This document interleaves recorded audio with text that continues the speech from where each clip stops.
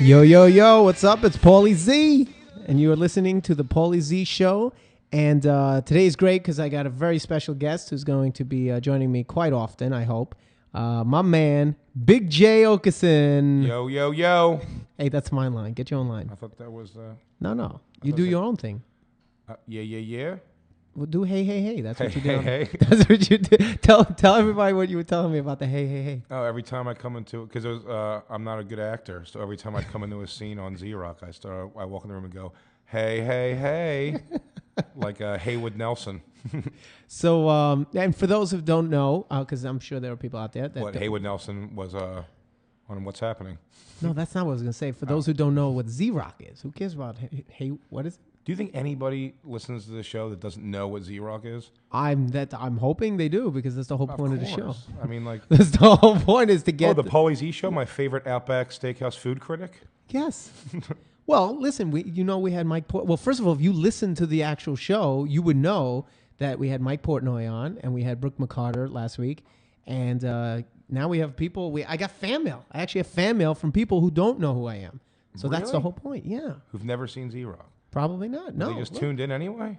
Well, because they were fans of Portnoy, Dream Theater fans. Okay. You know what I'm saying? Yeah. That's the whole idea. I mean, I'm not going to... For me to just come here and talk, and just talk and that's it, would be pointless. The whole idea is to try to, people that I've been able to meet over the years. I mean, even you. I mean, I didn't know you before Z-Rock, and we became great friends, but... You weren't familiar with my legendary comedy appearance on Premium Blend, Comedy Central? It was 7 of the most rockin' minutes on television. No, I you know what? I was not aware of that. I bought a button-down shirt for that show. But, but I mean, the whole point is, to try to get some new people interested and hopefully become fans of Z-Rock, become fans of ZO2. And if not, what's the worst case scenario? We're having a good time. Let's find out how good the onion petals are at Outback. Oh, how good are they, though, with Worst that sauce? It's a bit much. What? How many petals can you eat? Can you take down a whole one yourself? I could take 3 of those. There's no way. No way? No way. I guarantee. You saw me do 3 blooming onions? Easy. Ridiculous. Really? Yes. Why am I fat and I have half your appetite? You've seen me eat. Do you jog to all these places you eat? I have lots of sex. That's the key. Shut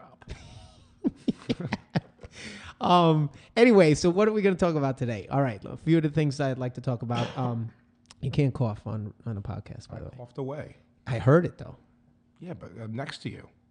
Don't do that. Are we building the illusion that I'm in a booth? It's just totally unprofessional. We're going to talk about, one thing I want to talk about is the Rock and Roll Hall of Fame concert, because I watched all 4 hours straight. It was the most amazing thing, with a few exceptions, but I thought it was incredible. Did you see it or no? No, are they going to rerun it, do you know? I would think so, because it was on HBO. HBO reruns, a lot of stuff, so. I have DirecTV now, so I don't have any in demand. Oh, but do you have HBO? Mm-hmm. Oh, you do? Okay. Yeah, I'm a human being. No, but a lot of it. I know tons of people don't. I'm a fucking adult, Paulie. HBO, how cool would it be if Z-Rock was on HBO? I'm just saying. That would be, I don't know why it's not. Well, you never know. We'll keep our fingers crossed. We are in that option period. We are. We should make a move. So if any of those 2 people that emailed me, if any of them happen to be working at HBO. If both of our listeners somehow know someone at HBO. No, actually, we've tallied it. I had before Portnoy, I had, I think, 4 listeners. Mm-hmm. And now we're up to like 8, I think. So we doubled. Hey. Well. He promised me that he was going to put it on his site, and Mike promised me that he said, beware, you're going to have thousands of people go to your, listen to your show now. So I was like, well, thousands of people will listen to it. After they hear it, it'll go back down to 4. So I wonder if anyone's driving in the car listening right now going, is he just going to tell me how good the Salisbury steak is at Junior's? I got shit to do. I wish you would just get to it already. No, we'll talk about that. I'll do that later. But I want to talk about the Rock and Roll Hall of Fame. And also, we have a couple good, really, really good Z-list stories. You have one too, right? You have a little... Oh, yeah. Okay, so we'll do that later. Let's start off, and then maybe I'll call for the bonus. I think I'm going to call Benny, and we're going to talk about... we'll do a CD review. But first, let's talk about the Rock and Roll Hall of Fame. All right, first of all, let me tell you this lineup, okay? It was 2 nights at Madison Square Garden. HBO put it on and everything. And what they did was, which I thought was great, was I had no idea what to expect. And I'm watching it, and what they started out with Jerry Lee Lewis, just by himself playing Great Balls of Fire. Not the most interesting way to start a concert. Was he up on strings? I mean, Jesus, how old is he? Yeah, he was pretty old. I mean, it was cool because at the end he knocked his chair down and he did his little shtick, but it broke his hip. It was just him on the piano. You know what I mean? Like, not a very powerful way to start a concert like that. I thought it was just a weird choice for me. Was his girlfriend there? She's probably still, what's she, 40 maybe now? Oh yeah. Oh, I don't know. Did he marry his cousin, or that all fell apart when he married his cousin? That was years ago. I don't think still. You say like it was okay back then. That was years ago when marrying your cousin was totally sweet. Yeah. Different times. Different standards, different countries. Well, in like Russia, you can get married to like, when you're 14, I think. Because those girls get hair on their cooch at 11. Well, is that what it is? Yeah, don't ask me how I know that. I won't ask you. So anyway, they had bands come out, and what it was is like they had like after Jerry Lee Lewis, they had Crosby, Stills, and Nash, right? They would come out. What'd they play? Honestly, why'd you ask me that? I don't know the names. They didn't play Southern Cross. I would have thrown a Molotov cocktail at the stage. I don't know because I don't know their stuff. I don't want to hear bald guys harmonizing unless it's the one song I like. Maybe. Well, if you would have watched it, you would have known. Why are you yelling at me? Like I don't have shit to do. I'm sorry. What were you doing? You were playing video games. What day of the week was it? Sunday night. Sunday night, I was watching Zero. Fucking watching Zero. So anyway, they had these bands come out, and they had like basic bands, and then each band would be on for maybe 20 minutes or a half hour, and then they would have guests join them. So they was sort of like the house band for a limited period of time, which I thought was great. Crosby, Stills, Nash? Well, each band, yeah. So Crosby, Stills, and Nash was a house band. Then they had Stevie Wonder. They had Bruce Springsteen at the end. They had Simon and Garfunkel. They had, Paul Simon technically, and then Garfunkel came out. They had Aretha Franklin. What was Garfunkel's reception like? Oh, it was great. I bet it was like. They didn't even announce it; he just walked out. Garfunkel walked out. U2, and then they had Metallica. And for me, the highlight was Simon and Garfunkel. I thought it's just amazing. Those two guys. Still, the fact that he can sing, Garfunkel's voice was incredible. They did Sounds of Silence. They did The Boxer. Did they do The Boxer, or was it? I forgot what the other one. But they did Bridge Over Troubled Water. Awesome. Awesome. I mean, like the kind of thing. Like I'm sitting there and like you can feel it. I can feel it in my body. Like this is what makes me love music. Like I get that tingle. Like I can't explain. It's just beautiful. I had the same feeling at the Coldplay concert. Do you remember I went to Coldplay while we were filming with Justin. Just me and another dude. Right. We wanted to wear sweaters and loafers and just go. That's why I started saying that thing. I was like, if you get caught by another dude who had to go with his girlfriend and you're with just guys, you got to think of something quick. So what was your excuse? I just said I was waiting to beat him up after the show. Wait, why are you at the Coldplay concert? I'm going to kick these faggots' ass when it's all over. But first, just to get real angry, I'm going to watch the whole concert. But right now, I'm going to cry and yell out requests. But I'm undercover. I'm undercover. I thought that was a highlight, but I got to tell you, Metallica, awful. Yeah, but you ever heard people say, "No, what was awful? Just like the sound was bad." What did they play? They did. I think they started with "For Whom the Bell Tolls," and then they brought out great tune. Not the way they played it. Why? What did they awful. Do? All on Casio guitars? No, I got to tell you, Lars is awful. Awful drama. And I've heard this from other people too, and I never really realized it until they were exposed. You got to understand, this exposed them. It wasn't like they had the big giant stage show and the big sound. It was just them playing. And the timing. Madison Square Garden's a big arena. Yeah, but it wasn't, I don't think it was set up. How do I explain it? Like, it was just 4 guys playing. There wasn't like a light show. There wasn't explosions. They didn't have the big sound. Right. You can't blame Lars, though. His drum talent is in his hairline. Oh, so then he lost it all. It's going quick. I mean, I've heard that, all his stuff is really cut up on the records. Like, I've been told from multiple sources. Yeah, I've seen him live. I thought they were pretty, they rocked ass when I've seen them live before. But did you pay attention to the actual groove, or were you just enthralled by the show? You know what I mean? Like the songs and the energy of it. The energy is great, but I mean, like, you know what I mean? No, like, good. I mean, I've seen them live, but I said I've never. I'm sure they could be better. I've seen bands just like whiff it. I saw Smashing Pumpkins one time play so bad they apologized to the audience, which was weird.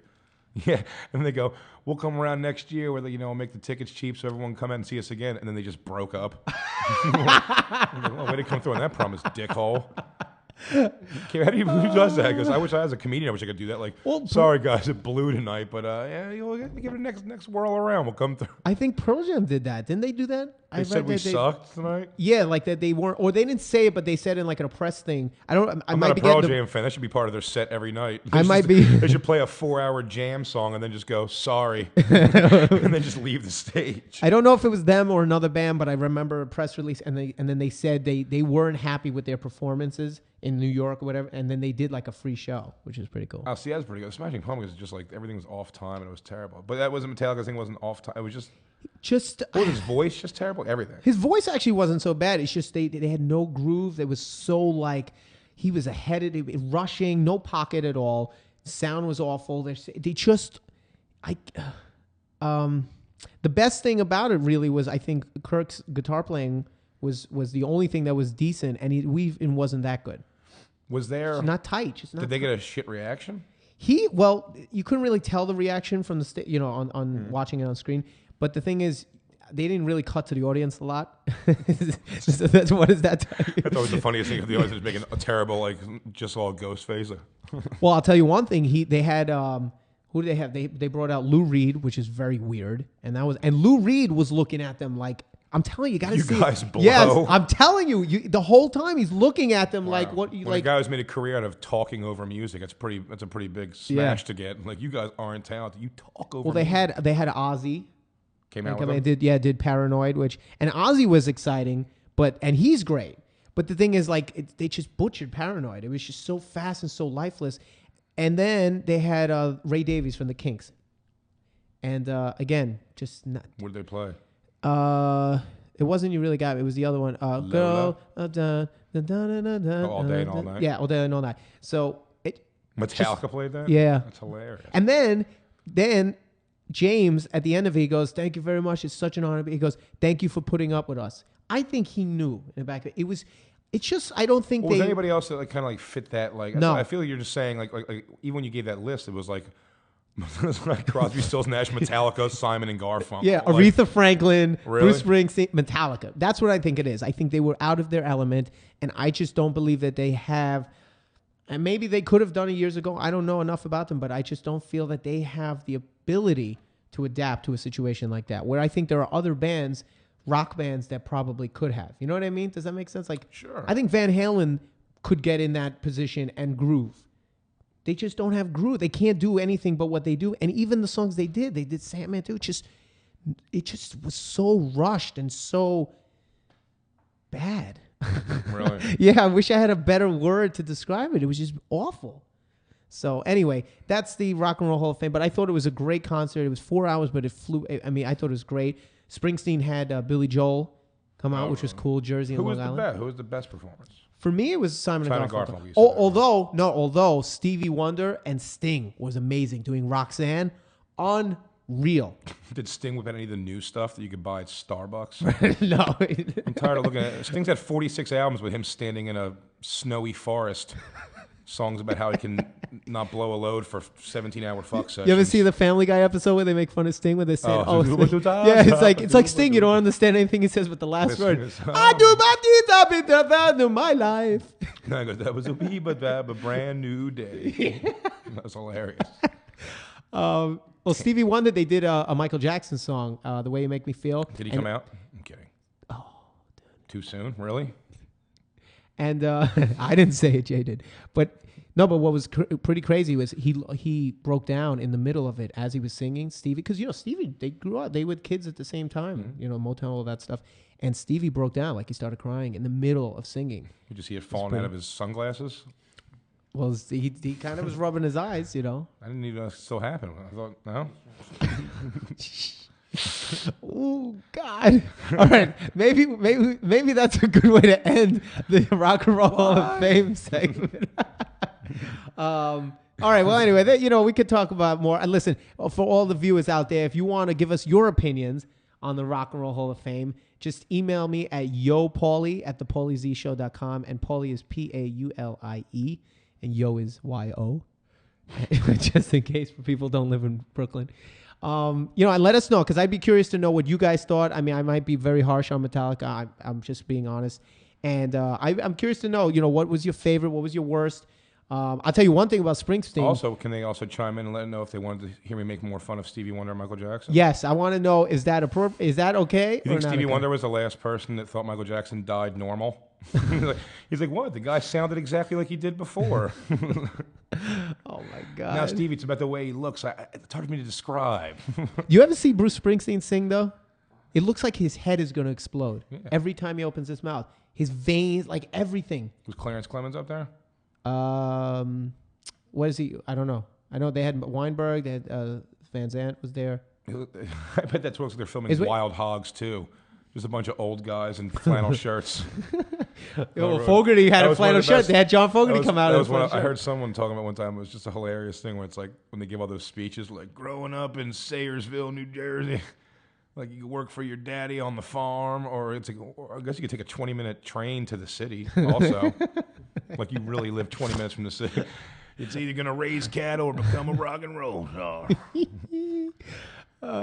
Okay, Did John Cougar come out? No, but John Fogerty came out, and they did. Yeah, I love John Fogerty. You don't like John Fogerty? Yeah, come CCR. on. Yeah, he still got it too. He started off a little rough. I think he cracked on one note, and then he got into his groove, and his voice was effort. It's so funny. He's old though, man. His eyebrows and his eyelashes. I don't think he has eyebrows anymore. Really? I was looking for him. I was like, unless they were just real light. Those big furries, like. No, I couldn't see them. I was like, where the hell's his eyebrows? Maybe he got them threaded. Maybe. All right. Well, anyway, that's all. We could talk about this all day, but we're not going to because people are going to be suicidal at a certain point. So. We'll see if they're going to be suicidal on the Yo Paulie segment. Well, that's right.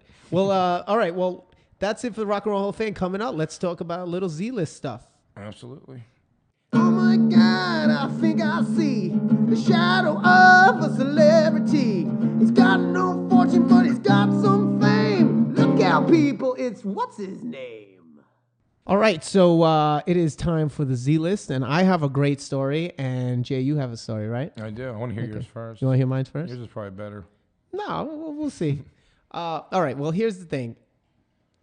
I went to D. Snyder, I keep in touch with him from the show, and his son Jesse Snyder has a band, and Jesse, he's just like his dad, great performer, good voice, good songs, just really good guy. He had invited me to go see him play at the Highline Ballroom in New York, and what's the band called? Well, I think they used to be called like BXF or something, and now it's just Jesse Blaze Snyder. Like I think that's what it's just him, and then he has his band. So.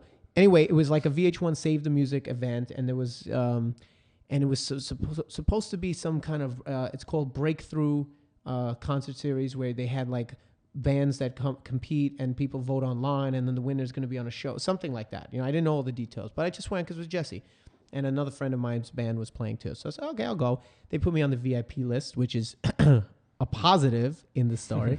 So, I get on the VIP list. I'm up there with all these record label people, some celebrities, musicians. And I'm like, this is pretty cool.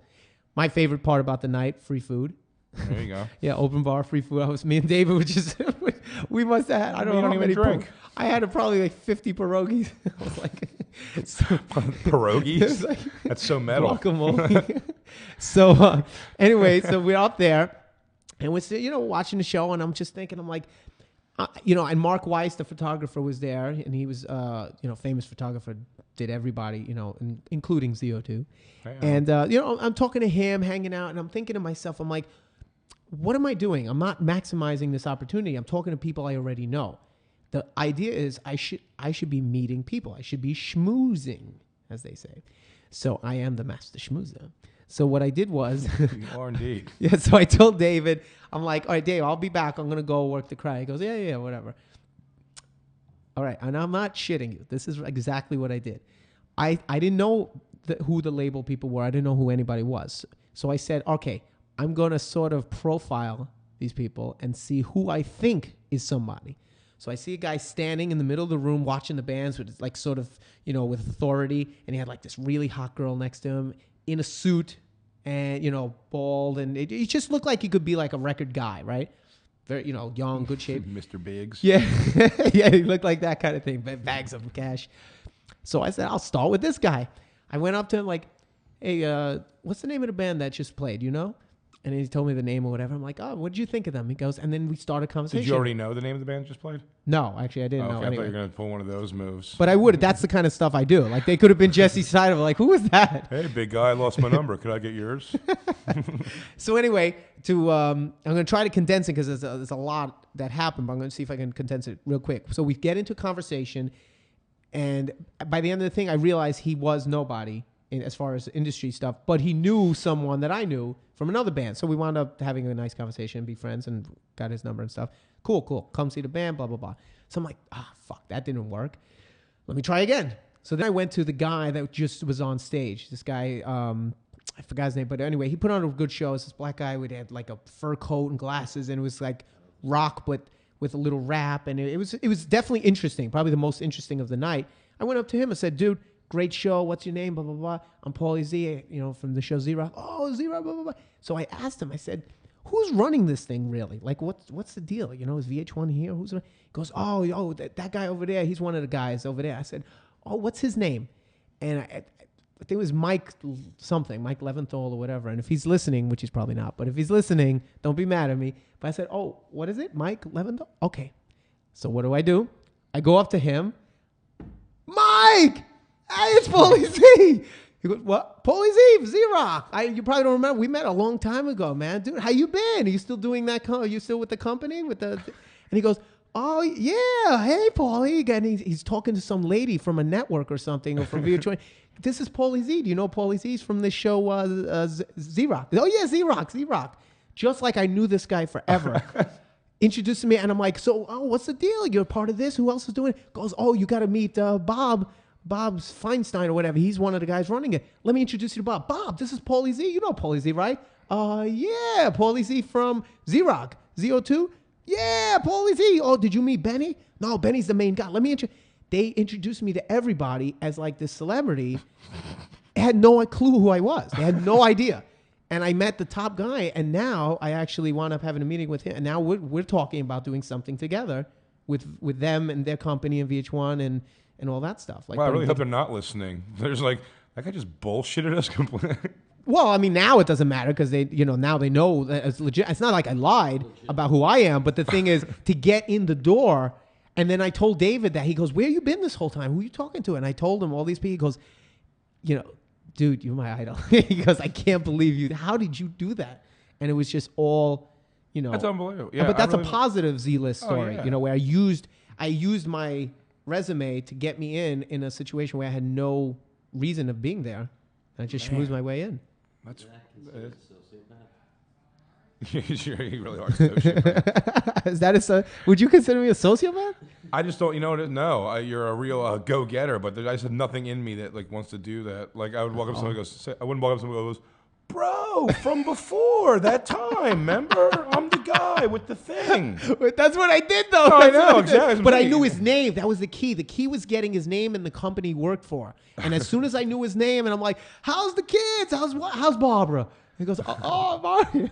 Remember that time we were down the beach with the chicks? That was nuts, huh? Oh, I don't remember. I bet you don't remember. You got that Asian chick pregnant. So anyway, do you like that story? Yeah, it's great. Really, I have no. People are always like, "Hey Jay, this is a guy that could change your whole life and career." I'm like, "Nice to meet you," and I just walk away. I don't know how to get involved in those conversations. Well, but that we don't. I mean, that's the thing. Not everyone has that in them, and in a way, I'm very lucky that I can do that because it's helped me tremendously. Because I've been able to be my own self-promoter, my own a PR guy, but. Sometimes sometimes it doesn't work in your favor, I think, because sometimes it can. Well, actually, no, it does always work in my favor. I can't really think of a time that it doesn't work in my favor. I mean, I annoy people sometimes. I'll be honest. There are people that sometimes, are annoyed by it. But for the every one or two people that are annoyed by it, everywhere I go with you always have some hilarious like hookup because of some guy you met. Yeah, remember the rainbow? The Rainbow Bar and Grill in L.A. was the funniest thing. We're looking at this thing and it's packed. And it's like Don Magic Wand, like the pimps, like outside with like Snoop Dogg, I think was there with them. Like all these weird people were outside, and like there was because it was like a anniversary night. Yes, that's right. It was like a 35th anniversary. Something It was like that. Huge deal. Someone Big like Ron Jeremy's inside. And you which can't is get a big deal. table, you know, like it's insane. And we walk, and Paulie goes inside, and the guy goes, Paulie Z. By the way, I may be fully exaggerating his accent, but I feel like it was some guy that walked out. Well, because he was with in flour a in suit. his, with flour in his face. Like, Paulie, hey, you come and see me at the show. And he really got us like a table. In the back, but not that only girl that, I have recognized me. a table, That- my you had two table. tables, yeah. No, but I have my table, and here's the funny thing about that night. I think it was that same night. We needed 2 tables, and I told the waitress, and I said, I need that table too, and she goes, oh well, they're not done yet. I said, well, can't you just kick them out? She goes, yeah, why not? She kicked them out. Did you know that? God, you're an asshole celebrity. Well, they were kind of finished, but anyway, but you know what I mean? But like Yeah. they kind of sort of rushed it. He's like, we need this table for, we have a guest. Paulie Z Yeah. is coming with some friends. It was the funniest thing. All my friends were like, what the hell is going on right now? Like I saw the people like, what? But we were going to get coffee. No, you got to go. The best was the way I treated that waitress. She was great. hot too. 'Cause here's the thing: we go over there, and like I've performed in LA a bunch of times, and I've got stuff running on TV. But like this chick was hot. That waitress was really hot. And we sit down, and she goes, "Oh my God!" She goes, "Jay Oakerson." Not even from Z Rock. She was like familiar with my comedy. She's making a big deal, and I'm treating her like such an asshole because I just think that Paulie and Joey and Dave like told her like go over there and make a big deal about him. But they weren't. So, but the whole time she goes, "I love your style. I love your comedy." I'm like, "Really? What's your favorite joke?" And she's like, "I love when you go blah blah." She like knew, and I'm like, "Give me some water." Fuck her. Like, I was mean to her. She like emailed me later. She goes, "You were so mean, but I'm just a big fan of yours." And I was like, "I'm a jerk off." That was funny. Well, all right. Well, I want to hear your. I mean, now we've established that I am the master schmoozer, but I want to hear. Well, I'm bad. Like you like I public love it. attention. Love it. And I like it from a stage audience perspective, and I like it on a small level. But like when it gets like too, like I said, I opened for Artie Lang up in Albany last week, and it's awesome. It's like I'll go outside afterwards to shake hands with everybody, but like after a comedy club when it's like 100, 200 people, that's cool because you talk and you bullshit with people. Like 2,000 people, it's like you're getting mobbed, and then people will get angry. They're talking to you, and the next person goes, "Hey man, you were awesome." You're like, "Oh, thank you very much," and then that person's like, "Dick," like walks away, and you're like, "No, I'm friends with everybody." Hard, It's very difficult, but do you enjoy? Quick question: do you enjoy? Some people I know don't like that. Like they like to get off stage and then they like to go home. Like they don't equate the two. No, I like it because I okay. like to definitely give them. What I always find just funny is because, like I said, people equate like Z Rock and any TV I've been on with like stardom, not just stardom, but like financial wealth, wealth, yeah. So it's like that's always the funniest thing when people are always like, I had one girl, some guy met me, and then his girlfriend comes. She goes, "He's not going to shut up for this for like 3 weeks," like, and you can hear him in the background going, "Goes, I can't believe I just shook hands and talked to Jay Oakerson," and in my head I'm like. I mean, you can just come over tomorrow when I'm sitting in my basketball shorts playing Madden all day, waiting to pick my daughter up from school. Like it's not like you know. just come over. It's like you may have a better place than I have. There's a strong chance you got a better place than me. But people don't know that. But when I walk into, so I said the Starbucks by my house that I go into like every day. There's one lady in there. By the way, the rest of the staff, a bunch of like hot like Colombian girls, pretty much like Hispanic girls. Who are all completely could give 2 shits about me in any way. I have no idea who I am, don't care, and I've invited them to shows and they never show up. But there's one like 50-some-year-old lady named Diane. She's a sweetheart. She loves Z Rock. So when the first time I come in, well, I'm such a defeatist too, as people all the time say that I look like the guy from Lost. Oh, which really? Stings until I'll tell you what the newest promo. Wait, are you talking about Sawyer? I don't watch the show, but the fat guy with long hair. Yeah, okay, all right. Well, I was trying to be nice. Sawyer's the good-looking guy. Yeah, well, no. So I think the fat guy. You're gonna look like him. Come on. Yeah, I didn't think so either when I saw him until the newest preview, like the new bumper or trailer for the show. At one point, they show him for a split second, and it looks like I'm looking at the. It was really weird. Really? Yeah, it bugs me. But anyway. Okay. So I was just saying to my buddy Dave, before we go to Starbucks, first time this lady made a big deal about it. I go, everyone always says I look at this guy from Lost, which is annoying because like sometimes it sucks when you think you're gonna get like complimented. You know what I mean? It's like, oh man, and you're like, yeah, that's me. I'm the guy, and then they're always like, he's the guy from Lost. Yeah, like, I get Justin Guarini a lot. Do you really? Yeah, yeah, exactly. Yeah, it's like, you were great American. But this lady, and she goes, you look like the guy from this show I watch, and I was like, yeah, I'm not the guy from Lost. She goes, no, Z-Rock? And then 50-some years later, I was like, oh, yeah, so that actually is me. She goes, oh, my God. So she loves me. So I go in there, though, every day. So I'm very attainable to her, like, as far as, like, talking to me. But what I don't like is I like people coming to see the show and the adoration of that. You know what I mean? It's like, I just saw you. You were awesome. I'll talk to you now. I don't like people informing other people, like, this is so-and-so. He's a comedian. He's great. And then having people go, like, fake, like, oh, cool. Like, did that ever happen in the Starbucks? Well, so, yeah. So she makes, like, these huge things. So I went in there I usually go during the day, but I went there one night. I saw a movie. And I went in there at night. It's packed. Like, hugely packed. So I get my stuff from her. And then as I'm leaving, I go, all right, it was good to see you. And she goes, hey, everyone, we have a celebrity in the house. And everyone's like, what? And she goes, but you can tell that nobody in this place have ever seen Z-Rock. She goes, we have this Jay Oakerson from television, Z-Rock on the IFC channel. And everyone was just uncomfortable. And went like, and then all of a sudden, one guy just goes, like, and then everyone in the place started clapping. I was like, I just left all awkward. I'm like, the next week I sent my wife in for, like, every time I'd see her, I can't go in there. Like, that's really one of the worst feelings I've ever had in my life. Just people who don't care, just arbitrarily clapping for me. Well, the worst thing, like, I just kissed a girl at the end of an '80s flick. Like, you could do it, fat guy. I knew fat guy would finally get that Swedish import student. Well, I think that is one of the drawbacks about being in this position is that I same thing. Like, a lot of times people will say, or even when I introduce myself, like if I say, oh, you know, what do you do? Oh, I'm in a band. I'm in that show Z-Rock, and he goes, oh, okay, no, I never heard of it, or it's like, oh, whatever, you know. Like sometimes you know, it's when it's too much, it can be a little embarrassing, and when it's not enough, it can be a little embarrassing. Oh, you know what I'm saying? When people don't know it all. Right. I was because then, then you're kind of like, because you're on cloud 9 with the people that do know, so you feel like you're somebody, and then someone who couldn't care to, Going to a ZO2 show, I might as well wear a cape. At your shows, everyone loves Z-Rock, and today I am a celebrity. Dude, one of the funniest, I went to Sacramento a couple weeks ago. I was performing at the Punchline out there, and I go to there's a Walgreens.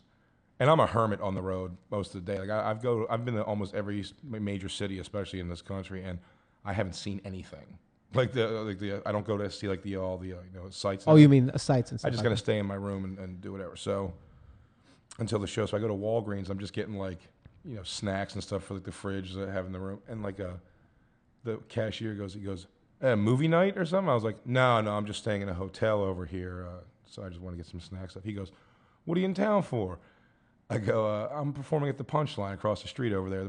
He goes, oh, man. He goes, I like Godfrey. He just tells me another comic he likes. I'm like, Godfrey's a good guy. So I know Godfrey. He's funny. He goes, yeah, man, that guy's great. He goes, I love comedy. He goes, I'm a fan of all comedy, like famous, low level. He goes, I love comedy. He goes, I probably know you, man. What's your name? I go, Big Jay Oakerson. He goes, nah. And just bagged up my shit and sent me on my way. He goes, nah. Nothing. He goes, he didn't even think about it for a second. I go, Big Jay, and he goes, doesn't ring a bell. Never heard of it. No. Yeah, that's Tell your audience to vote for me, by the way, on the Comedy Central stand-up showdown, buddy. Tell them.